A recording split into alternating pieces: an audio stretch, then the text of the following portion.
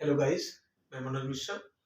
हम लोग आज अपनी कक्षा के इस ज्योग्राफी के अध्ययन के क्रम में आज देखेंगे कि हम लोग पूरे ब्रह्मांड के बारे में समझें, सौरमंडल के बारे में समझें और सौरमंडल के बाद क्रम आता है हमारी अपनी पृथ्वी का। हम लोग पृथ्वी पे आए और पृथ्वी पे अक्षांश और देशांतर को हम लोगों ने समझा और उस पर खींचे गए कुछ फिक्टिशियस लाइंस के बारे में हम लोगों ने समझा, जिसे हम लोगों ने नाम दिया इक्वेटर,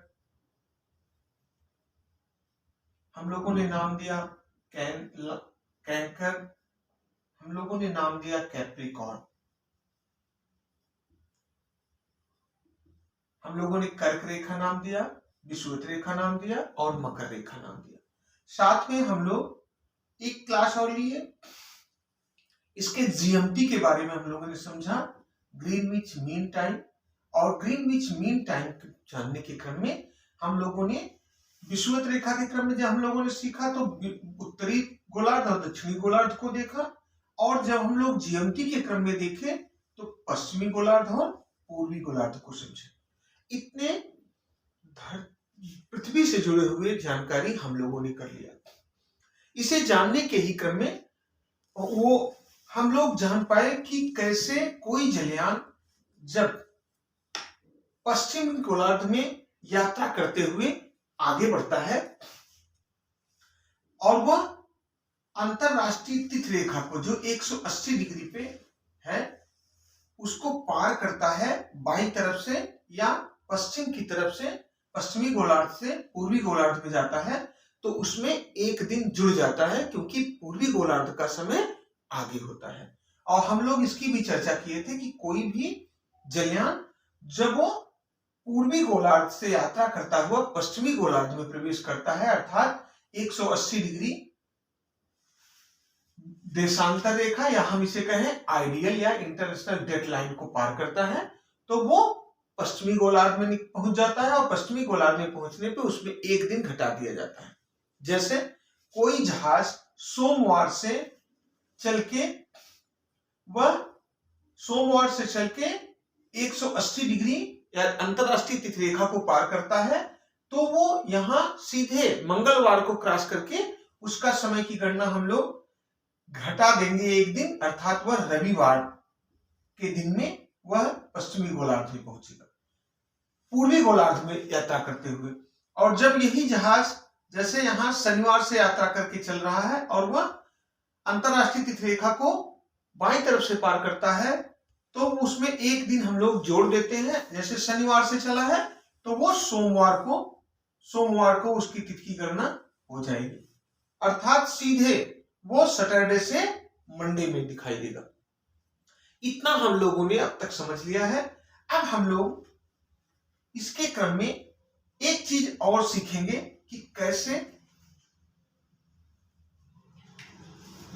इस पे अब हम लोग ये जानने का प्रयास करेंगे कि वास्तव में जो हमारी पृथ्वी है भूगोल 3 भागों में पृथ्वी पे आके बढ़ जाता है, जिसे हम 3 खंडों में बांट देते हैं। एक है वायुमंडल, दूसरा है स्थलमंडल और तीसरा है जलमंडल। इसे हम लोग क्रमशः एटमॉस्फेयर, ट्रोपोस्फियर और लिथोस्फीयर एंड हाइड्रोस्फीयर इन 3 में बांट के देखते हैं। अब इनमें हम लोग अगर क्रम से देखें तो सबसे ऊपर की स्थिति जो पृथ्वी के ऊपर तक करीब 1000 किलोमीटर तक पृथ्वी से फैला हुआ इसका वायुमंडल है।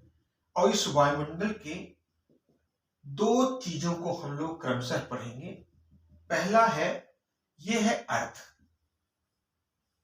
अब हम लोग अर्थ को के बाहरी आवरण को देखेंगे जिसे हम लोग वायुमंडल के श्रेणी में रखेंगे, जिसे हम लोग एटमॉस्फेयर कहते हैं।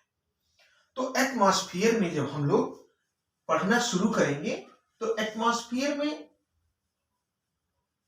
2 बातें होती हैं शामिल। वायुमंडल में कि वास्तव में पृथ्वी के वायुमंडल में क्या चीजें शामिल हैं। तो दो भागों में हम इसे बांटते हैं, एक संघटक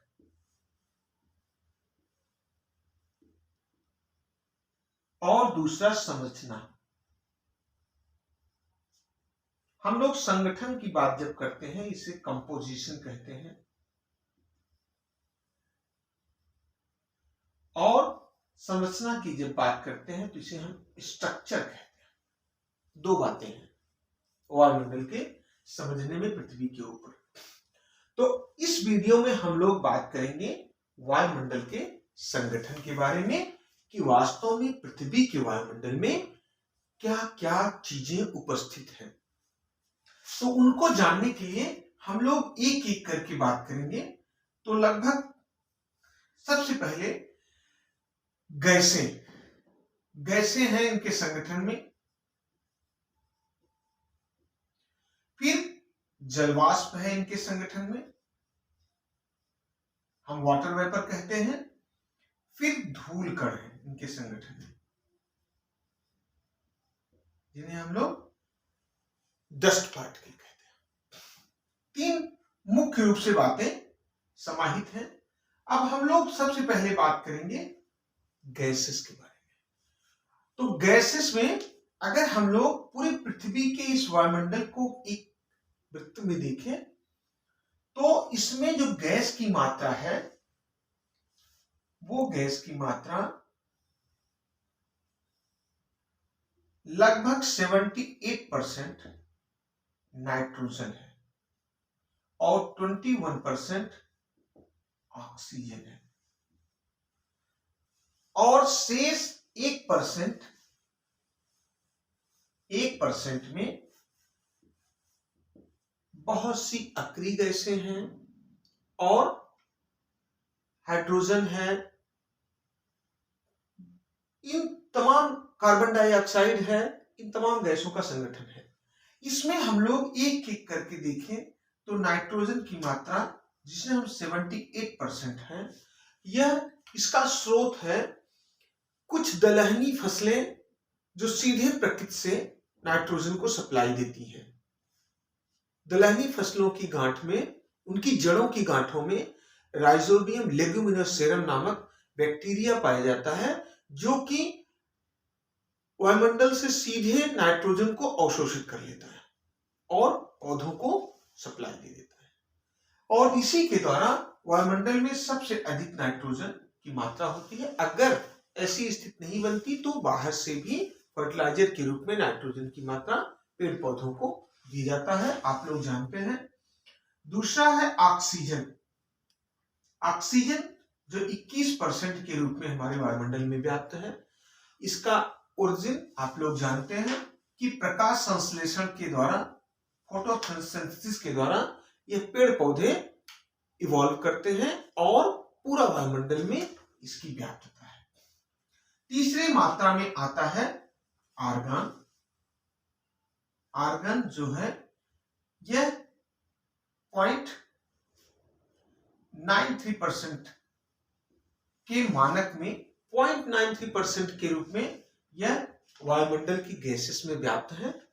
आर्गन के अलावा हीलियम, नियान, क्रिप्टॉन, ज़ीनान आदि अक्रिय गैसें भी पाई जाती हैं, लेकिन उनकी मात्रा बहुत कम होती है। आर्गन के बाद अगर हम लोग मात्रा के रूप में देखें तो 0.03% मात्रा है कार्बन डाइऑक्साइड की। शेष 0.04% या 0.4% मात्रा में अन्य गैसेस जैसे हाइड्रोजन, हीलियम, ज़ीनान, क्रिप्टॉन अन्य गैसेस होती हैं। मुख्य रूप से ये 4 गैसेस होती हैं। इन 4 गैसेस में प्राकृतिक गैसों के रूप में सीधे तौर पे नाइट्रोजन है और इसी के साथ साथ अलावा ओजोन गैस भी पाई जाती है जिसे हम लोग O3 के नाम से कहते हैं।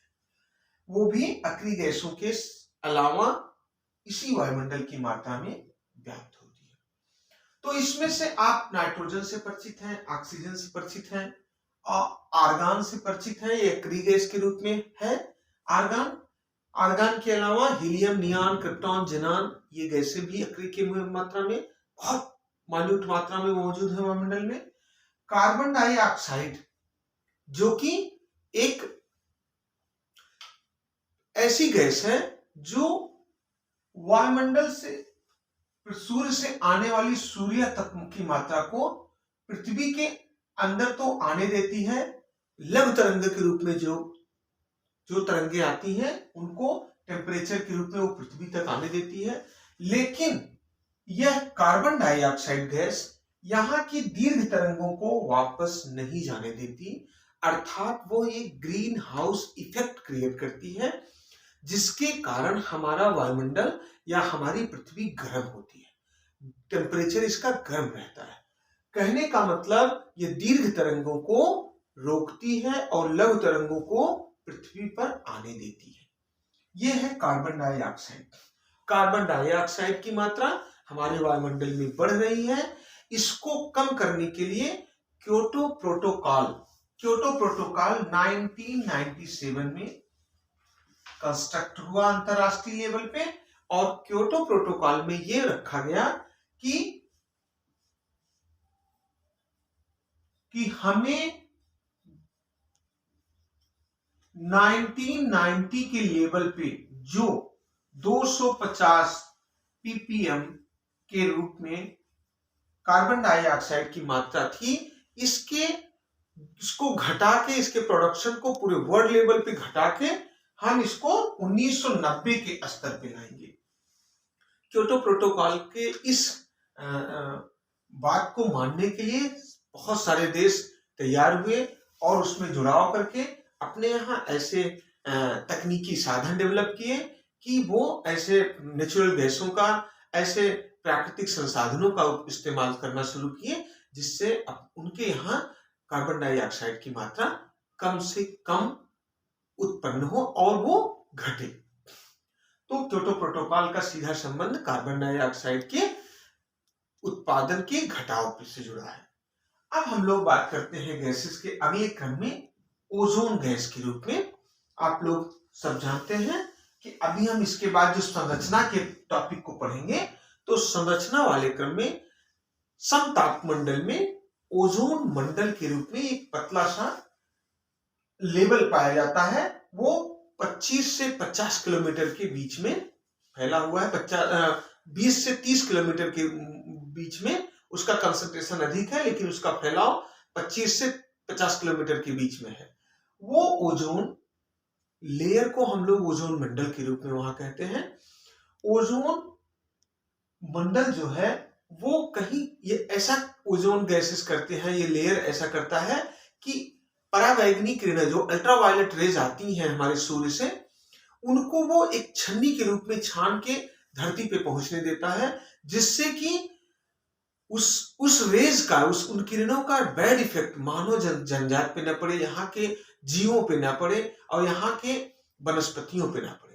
तो कुल मिला के मानव के कोमल त्वचा, जीव जंतुओं के स्वभाव और वनस्पतियों के अच्छे से डेवलपमेंट के लिए ओजोन लेयर बहुत अच्छे से उन किरणों से, अल्ट्रावायलेट की डिफेक्टिव रेज को छान के बाहर निकाल देता है और हमें सॉफ्ट रेज उपलब्ध कराता है।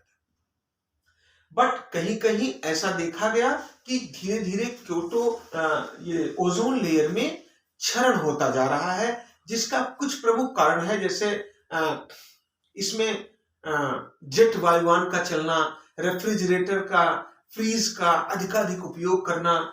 इससे क्या होता है, CFC जिसे हम लोग कहते हैं क्लोरोफ्लोरोकार्बन, CFC गैसों का ज्यादा मात्रा में इन्हीं कारकों से, चाहे रेफ्रिजरेटर हो, फ्रीज हो, जेट वायुयान हो, इनकी चलते CFC अधिक मात्रा में उत्पन्न हो रही है। और CFC के कारण ओजोन का ऑक्सीजन डिफ्लेक्ट हो रहा है और ओजोन लेयर कहीं में क्षरण आ रहा है, और कहीं कहीं बड़े बड़े होल देखे गए और उन होल से सीधे तौर पे रेज, अल्ट्रावायलेट रेज की वो घातक तरंगे पृथ्वी तक आ रही हैं, और इससे हमारी पृथ्वी पे या जनमानस में देखा गया कि कैंसर होने की मात्रा बढ़ गई है, कैंसर के डिजीज बढ़ते जा रहे हैं।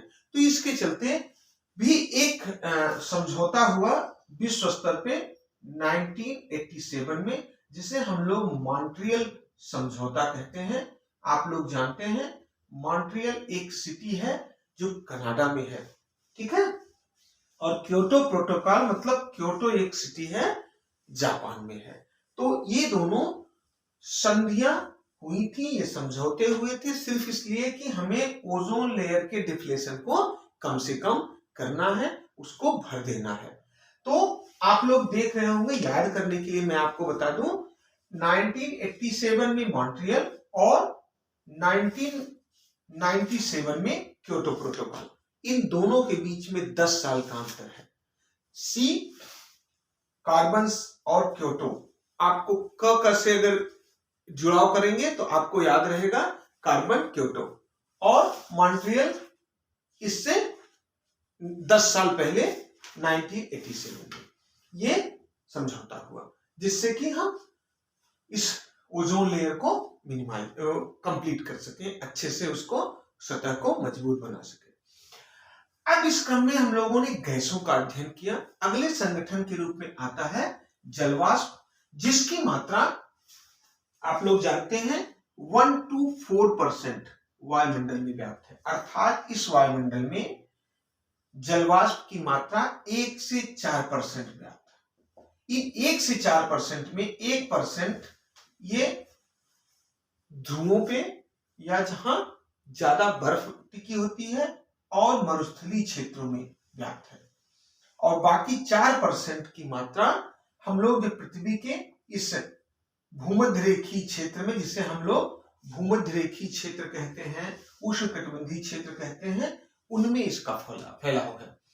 तो 1 से 4% ये जलवाष्प की मात्रा मौजूद है, और इस जलवाष्प के चलते ही पृथ्वी पे वर्षा की स्थिति बन पाती है, और हवाओं के चलते यही जलवाष्प आगे बढ़कर जहां टेम्परेचर अधिक होता है वहां संघनन के कारण बरसात होती है, और जनजीवन को ये राहत पहुंचाती है, उनको एक तरह से सींचती है। इस क्रम में हम लोग आगे अगर बात करें तो धूल कण इसके संगठन में लास्ट का एक अपना पार्टिसिपेशन देता है। अब धूल कण भी जरूरी है, क्योंकि जब हम लोग जलवाष्प और वर्षा की बात करते हैं तो यही डस्ट पार्टिकल उन वर्षा के जल पे या जलवाष्प पे एक जलवाष्प को एक आधार देते हैं, जिसके कारण वो जल संघनित होता है, डस्ट पार्टिकल पे वो कलेक्ट होके वो कंडेंस होता है, संघनित होता है, और वर्षा के रूप में बूंदों के रूप में भारी होकर नीचे गिरता है। तो पहला जल इस धूल कण का उपयोग ये है कि वह वर्षा होने में कंडेंसेशन के लिए एयर मासेस को या जल वाष्प को एक आधार प्रदान करता है। दूसरा कारण धूल कण का दूसरा लाभ यह होता है वायुमंडल के लिए कि यह जब सूरज की किरणें आती हैं तो उन किरणों को ये डिफ्लेक्ट करता है, मतलब प्रकीर्णित करता है, स्कैटर करता है, और उस प्रकीर्णन के क्रम में यह इतना प्रकीर्णित कर देता है कि हमें बहुत ही आसानी से सॉफ्ट लाइट मिलती है, और चारों तरफ वो वायुमंडल में फैल जाती है। पूरी पृथ्वी पे एक तरह से सूर्य की रोशनी का फैलाव हो जाता है, और इस फैलाव या प्रकीर्णन में डस्ट पार्टिकल अपना सबसे अधिक योगदान देते हैं। तो आज हम लोगों ने अपने इस वीडियो में पृथ्वी के वायुमंडल के संगठन, वायु के संगठन के बारे में पढ़े, जिसमें 3 मुख्य बातें आती हैं: गैसेस, एयर मॉस या जलवाष्प, वाटर बॉडीज, और तीसरे पे डस्ट पार्टिकल या धूल कण। इनके कंपोजिशन से वायुमंडल का ये जुड़ाव बना रहता है, और उनके बारे में हम लोगों ने सीखे कि कैसे ओजोन को बचाने के लिए मॉन्ट्रियल प्रोटोकॉल बना, कैसे कार्बन डाइऑक्साइड की मात्रा को घटाने के लिए क्योटो प्रोटोकॉल बना, उनको कैसे आगे बढ़ाया जा रहा है। तो इन बातों को हम लोग समझे। नेक्स्ट वीडियो में हम लोग इसके वायुमंडल की संरचना के बारे में, जिसमें हम लोग ट्रोपोस्फीयर, स्ट्रेटोस्फीयर, ओजोनोस्फीयर और आयनोस्फीयर या एक्सोस्फीयर को पढ़ेंगे। तो वो लोग हम नेक्स्ट करेंगे।